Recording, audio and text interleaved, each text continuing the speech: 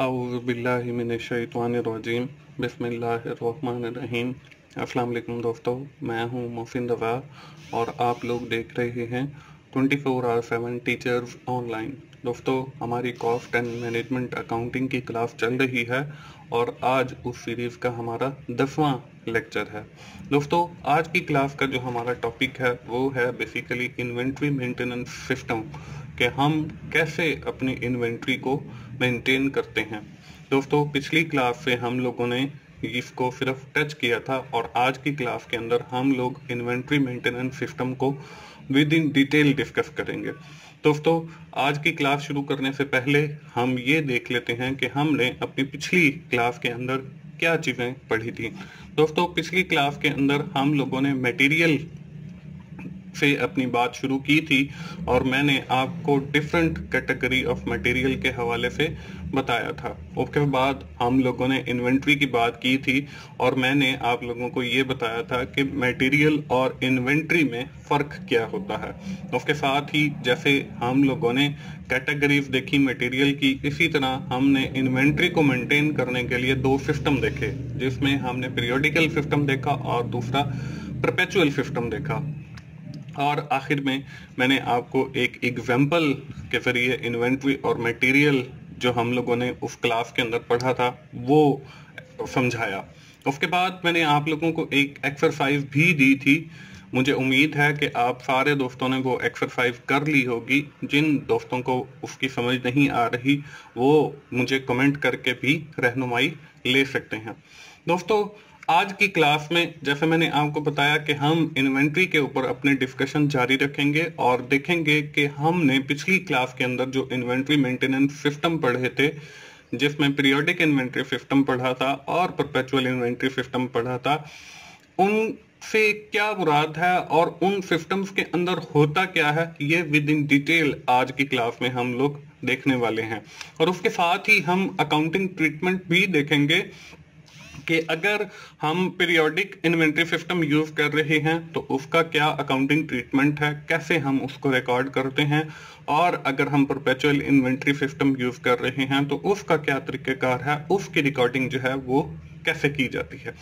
तो चलिए हम आज की क्लास शुरू करते हैं। और सबसे पहले ये वही स्लाइड है जो पिछले लेक्चर के अंदर आप लोगों को मैंने दिखाई थी, जिसमें इन्वेंट्री की डेफिनेशन लिखी हुई है।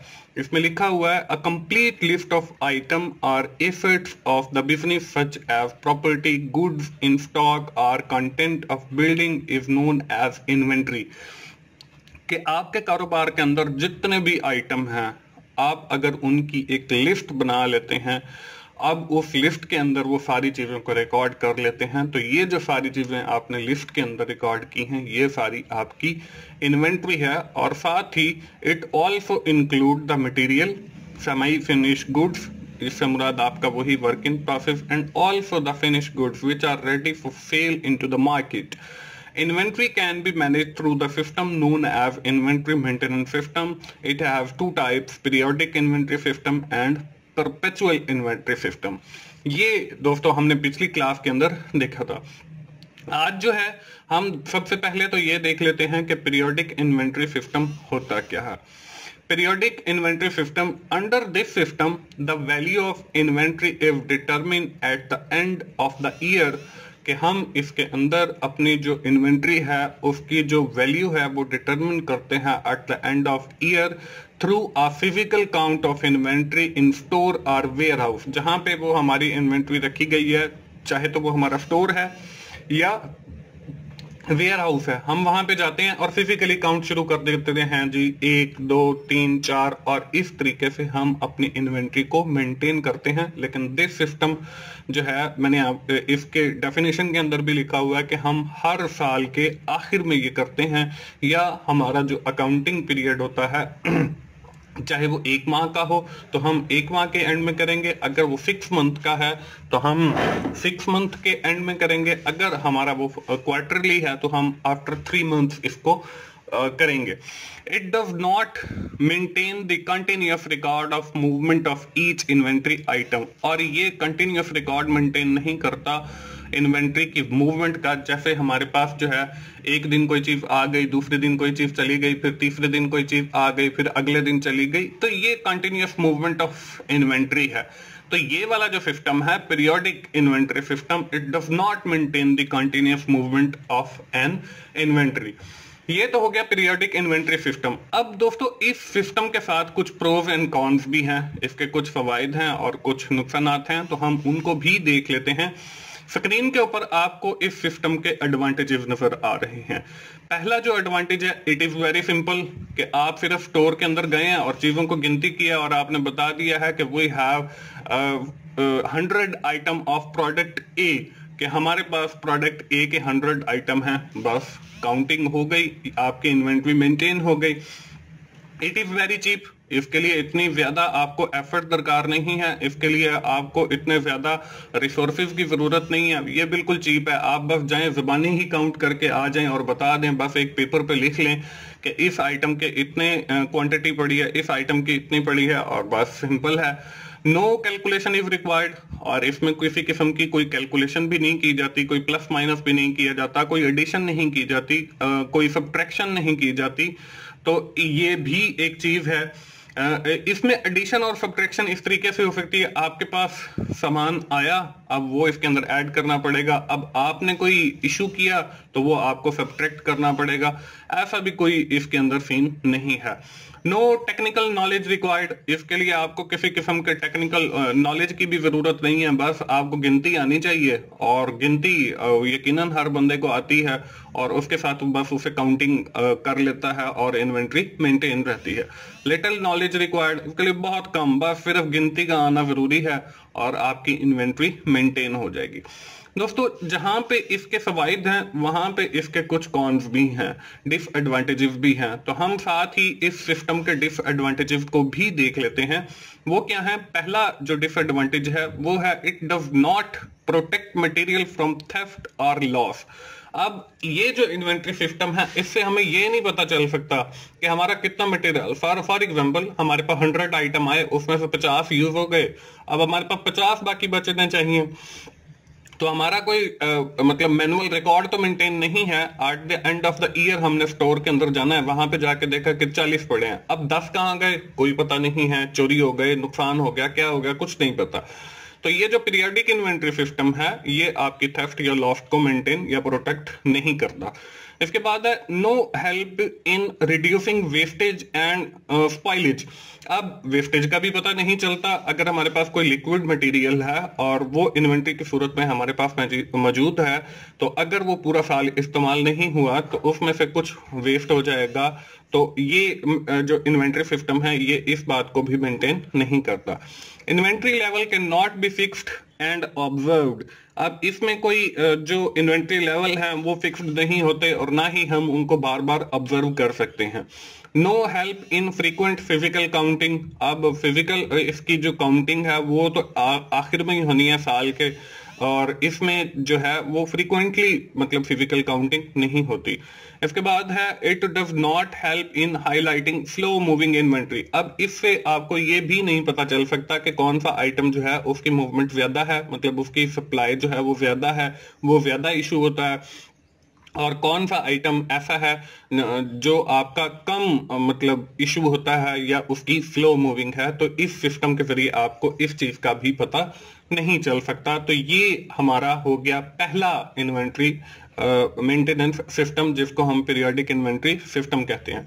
इसके बाद दोस्तों स्क्रीन के ऊपर आपको दूसरा इन्वेंट्री सिस्टम नजर आ रहा है, that is known as the perpetual inventory system. अब इस सिस्टम के अंदर क्या होता है? Under this system records are maintain on monthly quarterly basis to prepare the financial statements.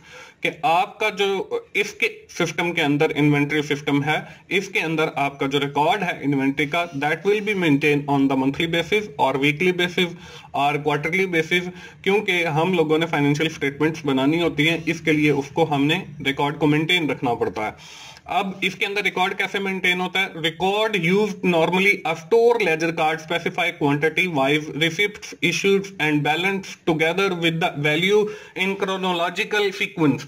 कि इसके लिए हम एक स्टोर लेजर कार्ड यूज करते हैं। अगर हमने कोई मटेरियल रिसीव किया है तो वो उसके ऊपर लिखेंगे, अगर हमने कोई इशू किया है वो उसके ऊपर लिखेंगे, और हमारे स्टोर या वेयर हाउस के अंदर बैलेंस कितना पड़ा है वो इसके अंदर लिखेंगे, और ये क्रोनोलॉजिकल सीक्वेंस के अंदर लिखा जाएगा। यहाँ पे क्रोनोलॉजिकल सीक्वेंस मींस कि आपका डे बाय डे लिखा जाएगा, मतलब पहले फर्स्ट डेट का आ गया, फिर सेकंड का, फिर थर्ड का, फिर फोर्थ का, इस तरह। ऐसे नहीं है कि पहले आप फर्स्ट डेट का रिकॉर्ड कर लें, फिर 10th का, फिर 20 का, और फिर आप 5 डेट का रिकॉर्ड कर लें, फिर 7 का कर लें। ऐसे नहीं है, बल्कि सीक्वेंस के साथ ही सारा रिकॉर्ड रखा जाता है। तो दोस्तों, जैसे हमने पीरियोडिकल इन्वेंट्री सिस्टम के मतलब प्रोज एंड कॉन्स देखे, तो इस सिस्टम के भी कुछ एडवांटेजेस और डिसएडवांटेजेस हैं, उनको भी हम साथ देख लेते हैं। अब जो हमारे पीरियोडिक सिस्टम के डिसएडवांटेजेस थे, वो सारे के सारे इस सिस्टम के एडवांटेजेस हैं। तो आपको किसी एक सिस्टम के एडवांटेजेस या डिसएडवांटेजेस याद करने पड़ेंगे, और दूसरे का वो अपोजिट है। अब देखिए, हमने पीरियोडिक में देखा था कि अगर कोई चीज थेफ्ट या लॉस्ट हो जाती है तो वो मतलब हम उसको चेक नहीं कर सकते, लेकिन इन परपेचुअल इन्वेंट्री सिस्टम जब हम हर चीज रिकॉर्ड कर रहे हैं, कितना मटेरियल आ रहा है, कितना जा रहा है और कितना बैलेंस है, तो हमें आसानी के साथ पता चल सकता है कि कितना मटेरियल जो है वो चोरी हुआ है या नुकसान हुआ है। इसके बाद जो दूसरा इसका फायदा है, it helps to in wastage and spoilage. तो इससे हमें अगर कोई मटेरियल लीक हो जाता है, कोई जाया हो जाता है, कोई वेस्ट हो जाता है, तो उसका भी आसानी से पता चल जाएगा, और उसकी भी लामहला हमें एंट्री करनी पड़ेगी into the store ledger card. It serve as a moral check. इससे हम मॉरल चेक भी कर सकते हैं कि आपकी मैनुअल जो है स्टोर लेजर कार्ड के अंदर 100 आइटम आ रहे हैं, तो आप फिजिकली वहां पे जाके काउंट भी कर सकते हो। तो इससे एक मॉरल चेक की भी कंडीशन आपकी फुलफिल हो जाती है। It help in frequent physical counting, और ये हमें हेल्प करता है फिजिकल काउंटिंग में भी। अब जो हमारा पीरियोडिक इन्वेंट्री सिस्टम था वो हमें हेल्प नहीं करता था, क्योंकि हमें पता ही नहीं है कि हमारे स्टोर के अंदर कितने आइटम पड़े हैं, बस हमने जाके काउंट करना है और बता देना है कि इतने पड़े हैं। लेकिन इसमें हम सबसे पहले स्टोर लेजर कार्ड देखेंगे और देखेंगे वहां पे 150 आइटम है, तो वहां पे जाके हम फिजिकल काउंटिंग करेंगे। अगर वो वहां पे 150 है तो वो हम कह सकते हैं कि physical counting is equal to the store ledger card, वो हमारी उसके बराबर है। It does not help in highlighting moving inventory. यहाँ पे नॉट नहीं बल्कि हेल्प आना चाहिए कि ये आपकी हेल्प करता है, आपकी पता चलता है इससे आपको कि आपके कौन सी जो आइटम हैं वो ज्यादा मूविंग हैं, कौन से ज्यादा आइटम इश्यू होते हैं, कौन से ज्यादा रिसीव होते हैं, ये सारी चीजें इससे मेंटेन रहती हैं। इसके बाद इसके अगर हम डिसएडवांटेजेस की तरफ जाएं तो उसमें पहला जो डिसएडवांटेज है, it is very complex. Complex इस सेंस में क्योंकि आपको जो आप आइटम वसूल करोगे उसका भी रिकॉर्ड रखना पड़ेगा, जो आप आइटम इशू करोगे उसका भी रिकॉर्ड रखना पड़ेगा, जो आपके पास बैलेंस बच जाता है स्टोर के अंदर उसका भी रिकॉर्ड रखना पड़ेगा, और भी काफी चीजें कॉम्प्लेक्सिटी के अंदर आ जाती हैं। तो ये आपका as compare to the periodical inventory system complex है। It is costly. कॉस्ट तो खुद ब खुद बढ़ जाएगी जब आप रिसिप्ट्स को भी एक रजिस्टर के अंदर एंटर कर रहे हो, जो आप इशू कर रहे हो उसको भी एक रजिस्टर के अंदर एंटर कर रहे हो, जो बैलेंस है उसको भी मेंटेन कर रहे हो, तो स्टोर लेजर कार्ड भी आप यूज कर रहे हो, इसके साथ और भी काफी रिसिप्ट्स यूज होती हैं, तो ये कॉस्टली, खुद ब खुद इसकी कॉस्ट बढ़ जाएगी। Complex calculation are required. अब इस सिस्टम के अंदर कॉम्प्लेक्स किस्म की कैलकुलेशंस भी रिक्वायर्ड होती हैं। Some time economic order quantity भी कैलकुलेट करना पड़ता है, आपको ऑर्डर लेवल भी कैलकुलेट करना पड़ सकता है। ये आइंदा आने वाले लेक्चर्स के ऊपर हम इनके अंदर विद इन डिटेल बात करेंगे। तो इस किस्म की जो कॉम्प्लेक्स कैलकुलेशन है वो भी इसके अंदर आ सकती हैं, तो ये भी इसका एक डिसएडवांटेज है। Sufficient technical knowledge is required. इसके लिए आपके पास एक टेक्निकल नॉलेज भी होना चाहिए, आपको पता होना चाहिए कि जब मैंने रिसिप्ट्स करनी है तो उसको कहां एंटर करना है, जब मैंने इशू करना है तो उसको कहां एंटर करना है, और जो बैलेंस होगा उसको कहां एंटर करना है, स्टोर लेजर कार्ड को कैसे मेंटेन करना है, या हमने जो कॉम्प्लेक्स किस्म की इकोनॉमिक ऑर्डर क्वांटिटी है, ऑर्डर लेवल है, मिनिमम ऑर्डर लेवल है, मैक्सिमम ऑर्डर लेवल है, ये सारी जो कैलकुलेशन है वो कैसे करनी है, इस बात का आपको इल्म होना चाहिए। तो दोस्तों, ये थे हमारे दो इन्वेंट्री सिस्टम, जिसके अंदर हमने पीरियोडिकल इन्वेंट्री सिस्टम पढ़ा और परपेचुअल इन्वेंट्री सिस्टम पढ़ा। अब हर जो कंपनी है वो according to the nature of the business, वो चाहे तो पीरियोडिकल सिस्टम मेंटेन कर ले, चाहे तो परपेचुअल इन्वेंट्री सिस्टम मेंटेन कर ले। It's depend on the company, discretionary, ये कंपनी के ऊपर डिपेंड करता है। इसके बाद दोस्तों अगली स्क्रीन के ऊपर आपको अकाउंटिंग ट्रीटमेंट नजर आ रहा है दोनों मेथड्स का, कि जब हम मेंटेन कर रहे होते हैं पीरियोडिक इन्वेंटरी सिस्टम या परपेचुअल इन्वेंटरी सिस्टम, तो उसको हम कैसे अकाउंटिंग ट्रीटमेंट करते हैं, कैसे उसकी रिकॉर्डिंग करते हैं। अब उसमें मैंने 3 कॉलम बनाए। फर्स्ट जो है वो आइटम को रिप्रेजेंट करेगा, the second column represent the periodical inventory system and the last column is the perpetual inventory system. और आइटम के अंदर पहला जो आइटम है क्रेडिट परचेज। जब हम कोई आइटम परचेज करते हैं या कोई भी मटेरियल परचेज करते हैं या कोई इन्वेंट्री परचेज करते हैं, तो हम अगर पीरियोडिक इन्वेंट्री सिस्टम को फॉलो कर रहे हैं तो यहाँ पे देखें हमने डेबिट किया परचेजेस को और जितनी अमाउंट का मटेरियल परचेज है उससे डेबिट हो जाएगा। उसके बाद क्रेडिट किया हमने अकाउंट पेएबल को, जिनके हमने पैसे देने हैं, जिनसे हमने माल लिया है, तो उतनी अमाउंट से वो क्रेडिट हो जाएगा। दोस्तों डेबिट और क्रेडिट ये बेसिक आपने फाइनेंशियल अकाउंटिंग के अंदर आपने सीखे होंगे। अगर आपने फाइनेंशियल अकाउंटिंग सीखनी है तो उसका मेरा भी अपना एक कोर्स अवेलेबल है इसी चैनल के ऊपर 24 आवर 7 टीचर्स ऑनलाइन के ऊपर। आप वहां पे जाके फाइनेंशियल अकाउंटिंग के बारे में, बल्कि इन ये जो बेसिक टर्मिनोलॉजीज यूज हो रही हैं डेबिट की और क्रेडिट की, इनके बारे में आप वहां पे सीख सकते हो। इसके बाद है परपेचुअल इन्वेंट्री सिस्टम। अब परपेचुअल इन्वेंट्री सिस्टम के अंदर क्या होता है, हम डेबिट करते हैं इन्वेंट्री को और उसके बाद क्रेडिट करते हैं अकाउंट पेएबल को। अब जब हमने ये कर लिया at the time of purchase, जब हम उसको सेल कर रहे हैं तो फिर क्या करेंगे। जब हम सेल करते हैं तो क्रेडिट की सेल के ऊपर हम डेबिट करते हैं अकाउंट रिसीवेबल को। अकाउंट पेएबल और रिसीवेबल में फर्क ये है, रिसीवेबल के हमने जिन लोगों से पैसे लेने होते हैं वो रिसीवेबल के अंदर आते हैं और जिन लोगों के हमने पैसे देने होते हैं वो पेएबल्स के अंदर आते हैं। अब यहाँ पे हमने सेल कर रहे हैं तो वो रिसीवेबल के अंदर आएगा और इसी तरह हम क्रेडिट करेंगे अपनी सेल को। लेकिन अगर हम परपेचुअल इन्वेंट्री सिस्टम मेंटेन कर रहे हैं तो उसके अंदर हम डेबिट करेंगे cost of good sold statement को पहले, और फिर जो है हम क्रेडिट करेंगे इन्वेंट्री को, और इसके बाद एक और मतलब एंट्री पास होगी जिसके अंदर हम फिर वही डेबिट करेंगे अकाउंट रिसीवेबल को और क्रेडिट करेंगे सेल को। तो मतलब इसके अंदर जब हम परपेचुअल इन्वेंट्री सिस्टम मेंटेन कर रहे हैं तो इसके अंदर 4 एंट्रीज बन जाएंगी आपके पास। तो ये है दोस्तों अकाउंटिंग ट्रीटमेंट दोनों मेथड्स का। मुझे उम्मीद है कि आप लोगों को आज की क्लास पसंद आई होगी और यकीनन आपने इससे सीखा होगा। दोस्तों हम आज की क्लास अपनी यहीं पे कंक्लूड करते हैं और आइंदा आने वाले क्लास के अंदर हमने जो इन्वेंट्री मेंटेनेंस सिस्टम देखे हैं उसके बाद हम इसकी कॉस्टिंग के सिस्टम देखेंगे कि कैसे हम इन्वेंट्री की कॉस्टिंग करते हैं। हम आज की क्लास खत्म करने से पहले समराइज कर लेते हैं कि आज की क्लास के अंदर हमने क्या पढ़ा है। आज की क्लास के अंदर हम लोगों ने बात की है इन्वेंट्री मेंटेनेंस सिस्टम के हवाले से। हमने पीरियोडिक इन्वेंट्री सिस्टम देखा, हमने परपेचुअल इन्वेंट्री सिस्टम देखा और इन दोनों के अंदर फर्क क्या होता है उसको देखा।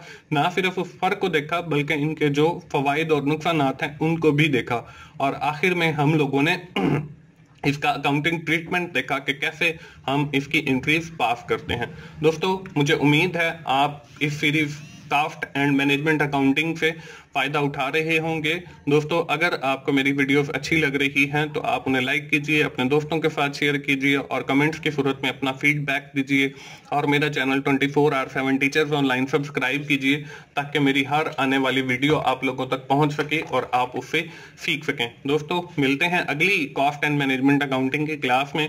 उस वक्त तक के लिए मुझे इजाजत दीजिए। थैंक यू वेरी मच दोस्तों। अल्लाह हाफिज।